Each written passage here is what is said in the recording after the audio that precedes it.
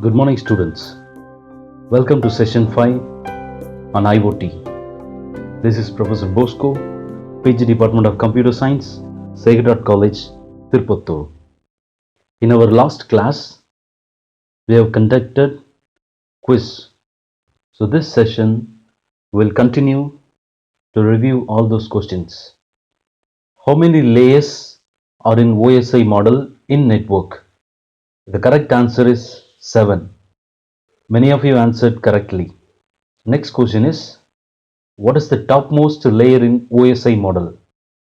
So there are physical layer, network layer, application layer, transport layer. The correct answer is application layer. So if you take any technology, that is network technology, will be having a topmost layer as application layer. If you take IoT, here also we have topmost layer as application layer. What is the bottommost layer in OSI model? Correct answer is physical layer. In IoT also we have a layer, that is link layer, that is equal to a physical layer. This is going to connect the physical devices. TCP is connection oriented protocol. Yes, that is the correct answer. UDP is connection oriented protocol. Answer is no, that is correct answer, because in the previous question we saw TCP is connection oriented, that is correct answer. Here UDP is connectionless protocol, that you need to remember. The things in IoT usually refers to IoT devices. Answer is yes, and all of you answered correctly. IoT is a single technology which does not need any other technology support. The answer is no, because IoT is not a single technology. I told you in my previous sessions, IoT is going to interact with multiple technologies. IoT is not a single technology, that you need to remember. And this question many of you answered wrongly. I don't know why. An activator provides inputs about its current state. The correct answer is no, because a sensor only provides current state. Actuator will not provide current state. Activator is used to stimulate some activities. Example, if your room temperature is low, you have to switch on the AC. So that switching on is in charge of activator. The temperature sensing is taken care by a sensor. Sensors and actuators are devices. The answer is yes, because those two are going to be a component. This is going to be attached with any devices, so that it is called as sensors and actuators are devices. The correct answer is yes, because these devices are going to be connected with any other devices. A mobile phone is example for sensor. Answer is yes, because if you take any mobile phone, the mobile phone we can read so many data. It is sending you messages, it is sending you audio file, image file, video file. So all these are data coming through internet. So that we call this as an sensor. The main purpose of sensor is to read some data and display. So that job is done by a mobile phone. So a mobile is an example for sensor. Core components of IoT: sensors, actuators, computer servers, and communication network. So answer is all the above, because all these are going to be connected and made an IoT technology. Which device is used to effect a change in the environment? Correct answer is actuator. As I told you already, the sensor is in charge of sensing, actuator is in charge of activating. If you want to make any changes, that is done by actuators. Internet of Things comprises things that have unique identities and are connected to internet. Here, each device is identified with unique identities. and are connected to internet. If you take your mobile phone has got IMEI number. So that number is unique because no two phones will have same IMEI number. So that is the example for identity. So in IoT, there are billions of devices going to be connected. So each device is identified with unique numbers, can be IP address or anything. So that device is connected to internet, data. So we must have some knowledge about data. If you take today's world is running a lot of technologies around this four-letter word. Why I am saying this is because now we are using Amazon, Facebook, Twitter, Flipkart, Google. So all those technologies are handling this data very effectively. I'll tell you an example. If you go to Facebook, you post some messages, you post some photos, you share, and you will leave. You will leave from there. And you may search Amazon some products. Maybe you want to buy some books. So you search and go.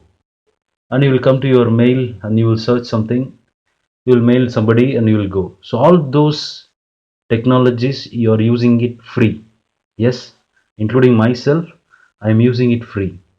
But how those companies are generating money? Because Facebook, you are not paying anything. Amazon, finally you are going to buy. When you buy only, you are going to pay something. So all these companies, these corporate companies, they want your data.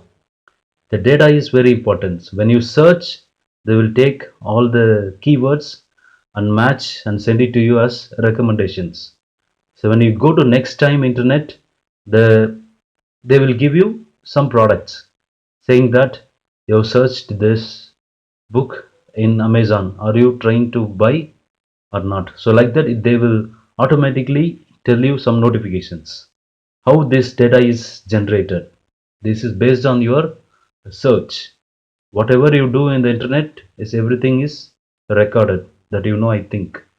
So like that, each companies they are selling all the data to other companies because they want to do some business. So for marketing, they need this data is very important.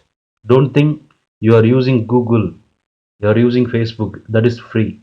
Though it is free, they are taking all our data, and data is indirectly distributed to all companies.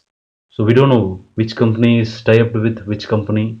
The details we don't know. But the data is transferred from one person or one organization to another organization. Now we shall see today's topics. Physical design of IoT. In that there are two topics, things in IoT and IoT protocols.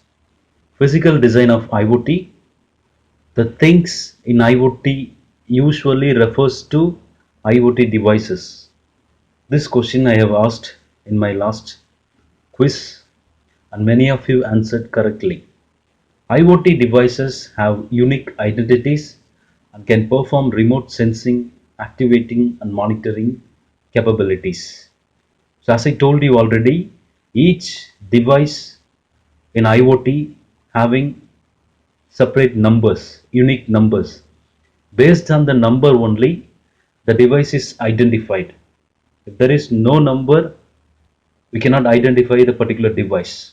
So very important thing here is each IoT device has got unique number. There is no same number for two devices. If you are connecting two devices, each device should have unique numbers. Example, in your class there are 26 students. So each one of you has got register number. There is no two register numbers are same. 26 numbers are 26 different numbers. So there is no same numbers in your class. So like that in the world there are millions and billions of devices added daily in the internet. So each device, supposed to be identified with unique identity number.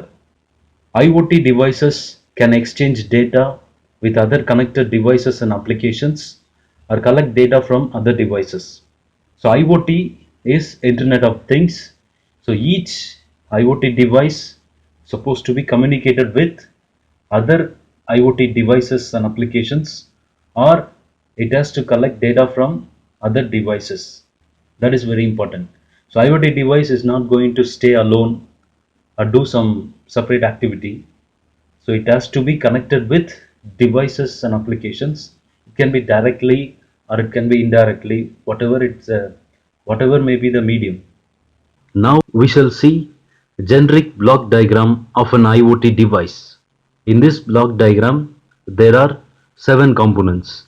Left topmost corner we have connectivity, processor, audio video interfaces, memory interfaces, graphics, storage interfaces, IO interfaces. So we shall see one by one. First component we will take connectivity. For any IoT device supposed to be connected to internet or any local network. For that purpose, we need USB host or RJ45 Ethernet. So through USB, you can post your programs to run in the IoT board, or you can use LAN connection, that is RJ45 used for LAN connection. So local connection you can use for posting your programs or getting data from IoT device.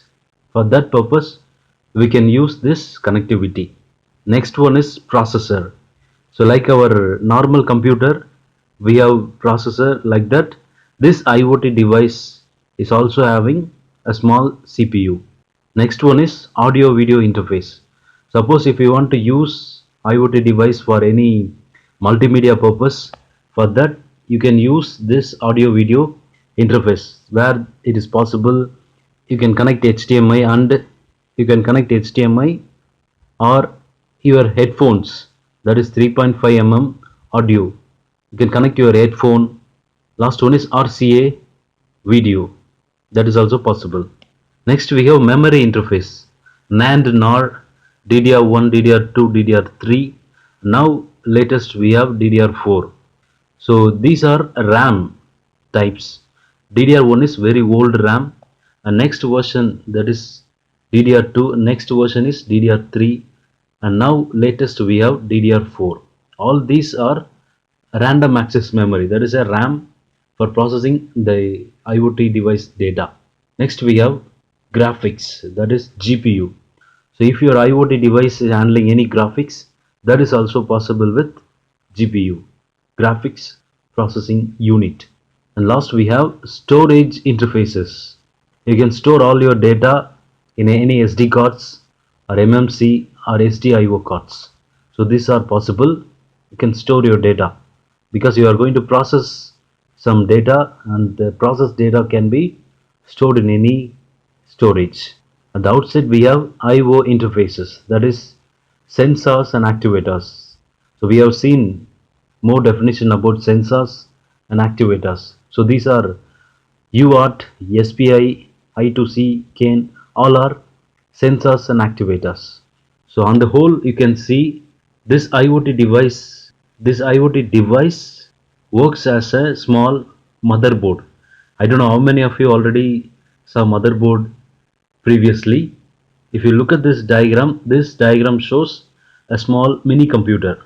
Because the computer has RAM, computer has processing unit, that is processor, computer has graphics, computer has all the audio video interfaces, small storage, connectivity. So on the whole, this is behaving as a small computer. I hope you can understand this diagram. IoT devices varied in types, which means IoT devices are in number of varieties. There is no single type for IoT device. Example, wearable sensors, smartwatches, LED lights, automobiles, and industrial machines, that is robots. So all these are different varieties of IoT device. Not only this, and there are many more types are available. All IoT devices generate data in some form or the other, which, when processed by data analytics systems, leads to useful information to guide further actions locally or remotely. That is, there are different types of IoT devices available now. So each IoT device will be generating data in various formats. It can provide a audio file, it can provide video file, or it can provide text file, or it can provide different forms of data from IoT device based on the sensor, which has to be processed by data analytics system. For data analytics system, we can take big data analytics or some machine learning. So like that, we are going to take the data and we are going to process. While analyzing, we can come to a conclusion. Some point, it the all over the data is said like this. So example, if you take every year there is a rainfall. So we can take 5 years of rainfall record. We can come to conclusion that every year these are the months we are getting more rainfalls. For that, that is an example for some kind of conclusion. So in IoT device also we can use, we can get a lot of data, we can process the data, and finally we can say all these data are saying some point this is the fact for processing all the data. So this is helpful for further or future enhancement of the system. Next topic is IoT protocols.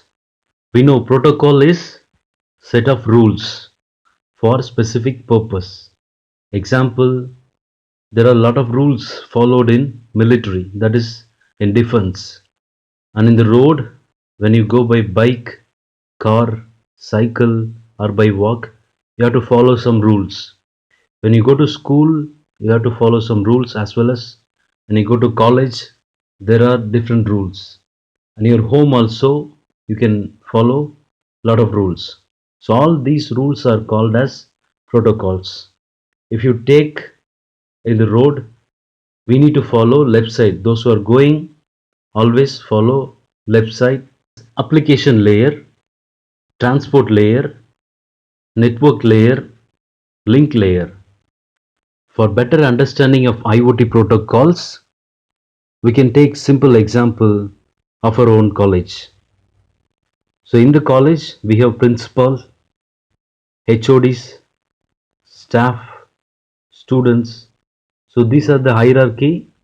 So these are different levels. If principal want to communicate something or take some decisions, principal will call all the HODs and make some decisions. After that, the decision will be passed to staff. Afterwards only it will reach to the students.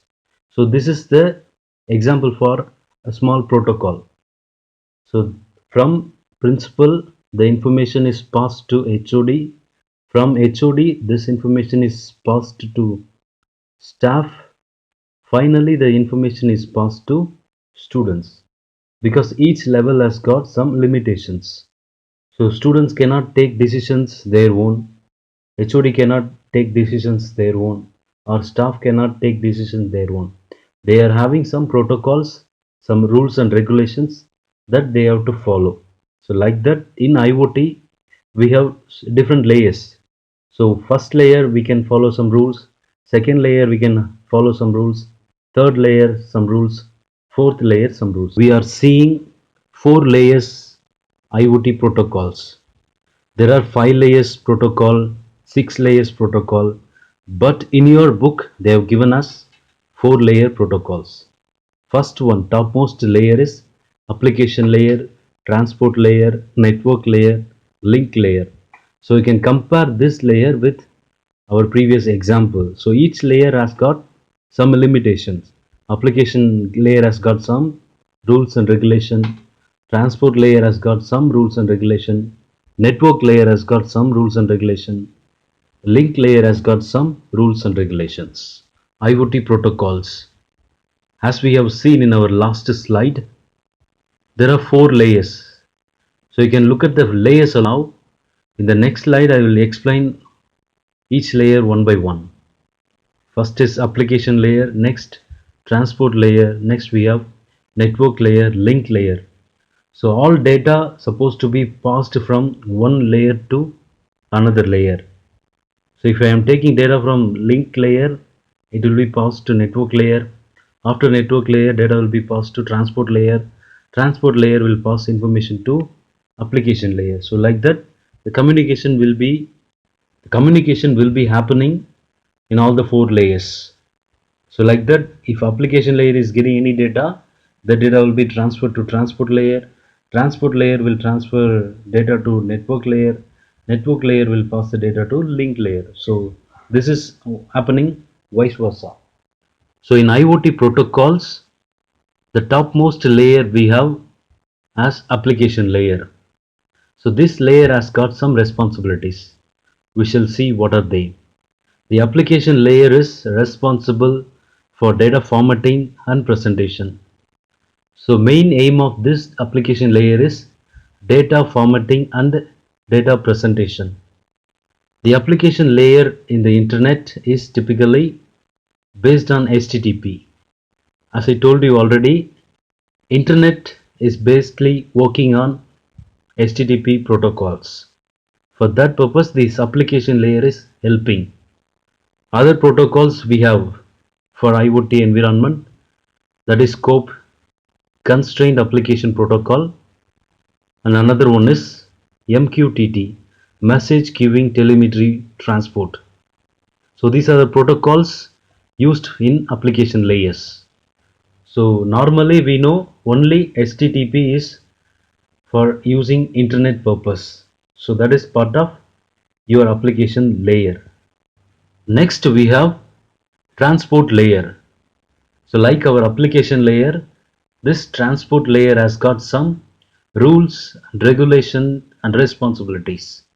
So there are two types of divisions inside transport layer. First one is TCP, another one is UDP. TCP is not good option for communication in low power environments as it has large overhead owing to the fact that it is a connection oriented protocol. Therefore, UDP is preferred because it is a connectionless protocol as low overhead. So we have two comparisons, that is between TCP and UDP. So we know already TCP is connection oriented protocol, UDP is connectionless protocol. Since we are going to use in our IoT devices, we prefer only a connectionless and low power to the maximum we want to use. For that purpose, we use UDP. That is the point here. So TCP is connection oriented, so it will consume high power. So it will not work in low power environments. And the number of overhead is also high. When compared to UDP, TCP is having large number of overheads. So we prefer only UDP for better communication in transport layer. So next we have network layer. The network layer is responsible for connecting to other smart things, network devices and servers. For all the connections, network layer is in charge. The network layer is responsible for routing the packets received from transport layer.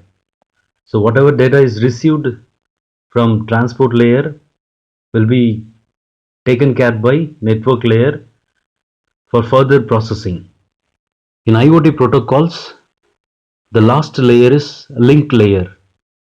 The link layer includes the protocols that defines communication between local network nodes. Example, you can connect with your Wi-Fi, or you can connect with your mobile network, or you can connect with any local network. So that is the purpose of using a link layer. That is to develop link between device which fulfill the purpose of maintaining link states between the local nodes, such as local network topology. As we have seen, to connect mobiles, we are using a lot of links. We can use Wi-Fi, or we can use WiMAX, or we can connect with the 2G, 3G, 4G, 5G. These these are the different modes or different links available for mobile connections. And laptop also we can use all these links. We can connect Wi-Fi for laptop. We can connect WiMAX for laptop, and we can connect LAN, that is RJ45, that is Ethernet. We can connect. So all these communication channels have got different numbers. Example, for Wi-Fi you can check in your laptop, that is 802.11, that is used for Wi-Fi communication. Like that, there are different communication channels are available in the link layer. Now we shall recall today's topics. The main topic is physical design of IoT. In that we had things in IoT, IoT protocols. I hope you understood these topics. In case if you have any doubts, kindly comment in your YouTube account so that I can reply. Thank you.